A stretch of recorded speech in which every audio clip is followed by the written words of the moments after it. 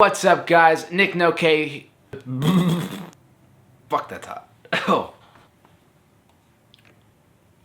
Today, what I want to talk to you guys about is how we set up our slopestyle bikes and dirt jump bikes. Let's roll that intro real quick. I'm gonna drink some coffee and we will be back.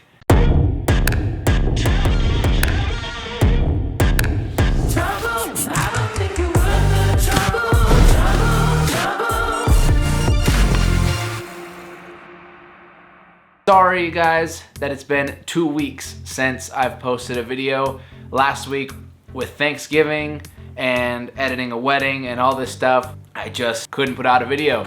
And unfortunately, because of a crash in Utah, this one right here, I'll play it for you.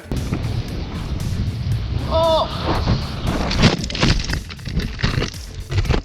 So that crash right there, it was the last day me and Mark were in Utah, and it landed on my thumb punched the ground, and I thought it was just jammed. I never actually went to the hospital, so I don't know if it's for sure broken, but definitely guys, my thumb has been hurting. I didn't ride my bike at all in November. I can't really hold on to the handlebar. I was hoping today I was gonna be able to ride, but Woodward is closed, and it's raining outside, and it's windy. And unfortunately, I just can't ride, and that's why there has been no riding content. So I do apologize for that. First of all, let's start with the front of the bike. Let's start front tire, okay? So I would say, if you're riding downhill or anything, or you're running a rougher course, between 40 to 50 PSI is good. A downhill, you wanna run like 30, 35. But if it's a rougher slopestyle course, 40 to 45. If it's super smooth and you want to go super fast, run it at about 60. I run 60 in the skate parks. If I was running a different tire, right now I run a Kenda Small Block 8. If I was running like a Maxxis DTH, I would probably run closer to 80 PSI. But what happens is if your tires have too big of knobbies, the more tire pressure you have, it's actually counterproductive for you and for your speed. So, a good rule of thumb on mountain bikes is about 60 PSI for dirt jumping and slopestyle, and in most cases, that will do you just fine. That's front and rear, same size. Got really no tips on the front wheel. It's just a front wheel, get a light one, a strong one. But the fork, guys, so the fork, I run my fork one click away from being almost all the way compressed. So turn the compression all the way up and then back 1 or 2 clicks. That's about where I run it. It's back 1 or 2 clicks. So, your fork will say what the recommended air pressure is for your weight. And I usually I take that and then I go even more. So I don't run it maxed out on air, but if it tells me, so I'm 145 pounds. If it tells me put 180 pounds of pressure in there, but it says don't exceed 250, I'm gonna put 225. I'm gonna put about in the middle of what it tells me and what the max is. And fucking clouds. Sorry guys, the cloud keeps covering the sun and the light on my face keeps changing and it's bothering me, I can see it. Anyways, yeah, you want your suspension pretty stiff. So, take what it recommends for you and just go a bit past that. And if it's too stiff and you don't like it, back it off. But I can tell you right now what the RockShox Pike DJ recommends is not what I run. I run way more. And I run it pretty soft compared to a lot of riders. Some ride it just totally maxed out, and that's totally fine for them. So let's talk about the Gyro, guys. My Gyro was made by some guy named Dennis up in Canada. He used to have a company called Slopestyle Gyro. I believe he's actually on Instagram still as Slopestyle Gyro, but rumor is that he does not do those gyros anymore. Maybe if everyone hits him up, he might start doing it again, so that's something to try. But even without his gyro, you can still put a gyro on your mountain bike. They make hydraulic gyros. Trickster makes a hydraulic gyro. This guy made custom mechanical gyros, but you can get a BMX gyro and actually turn it upside down so the wider part is over the wider part of the head tube, and that will work.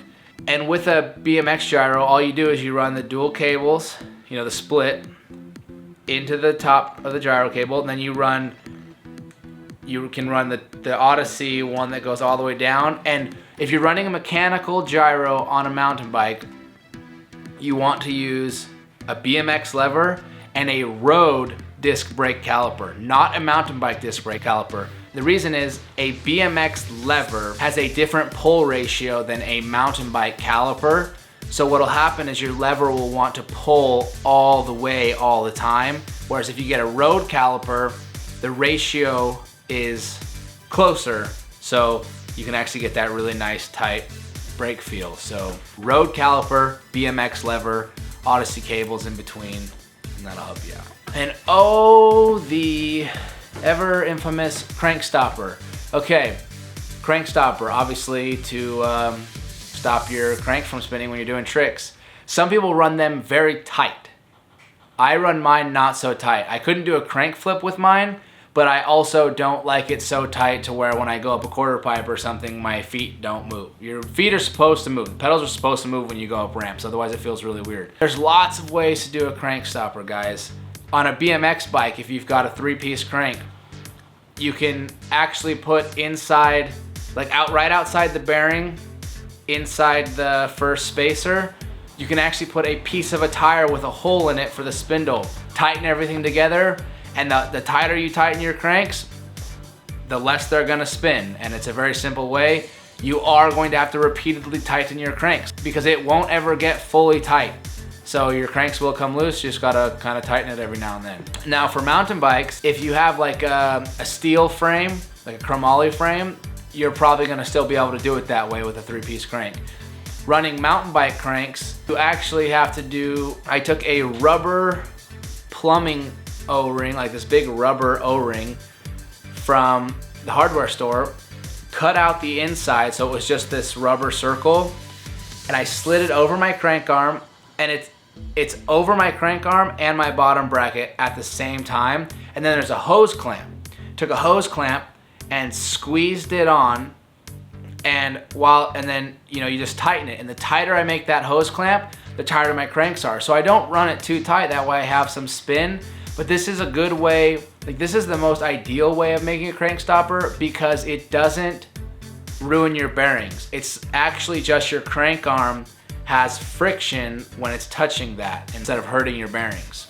Handlebar width, I run mine 750 millimeters. Most dudes run at 750 millimeters. Start there, it's a good starting point. Honestly, bar width doesn't mean a lot for a lot of things, but 750 millimeters is good. Seat height, I do mine like, could almost fit my fist on the seat post. Good for pinching. Depending on how high your frame sits is gonna determine really how high that's gonna go, but you just wanna be able to pinch it for bar spins and suicides and stuff. So some people like to pinch in the calves and some like to pinch in the knees. Mine's kind of in between the two, so just put it wherever it's comfortable for you, where it's not in the way, but you can also pinch it. Pedals, get some good metal pedals with a wide platform with some good pins. At first you're gonna be like, oh, my feet don't move around at all, I'm stuck. That's good. You want to be stuck. You don't want to slip pedals on dumb things. You'll get used to sticking. I think I'm running a 32-12 gearing. I like to have a lot of power in each pedal. I don't like to just spin. I want some manpower when I pedal, so that's what I use for that. Grips. I run no flange on my grips because I like to hold like 1 or 2 fingers actually not on the grip. It's a weird thing. I do it on both hands. And I run my brake lever like this far away from the grip. All right, guys, quick video today. I just wanted to give you guys some quick inside tips to setting up your slopestyle bike. It's just some of the secrets that you probably might not know.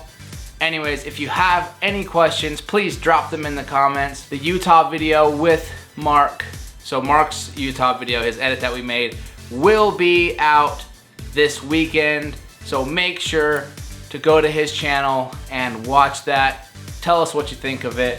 Whoa, my bike's gonna fall over. Please like this video, subscribe to the YouTube channel, drop a comment, ask any questions you guys have, and I will see you guys in the next video. Bye-bye.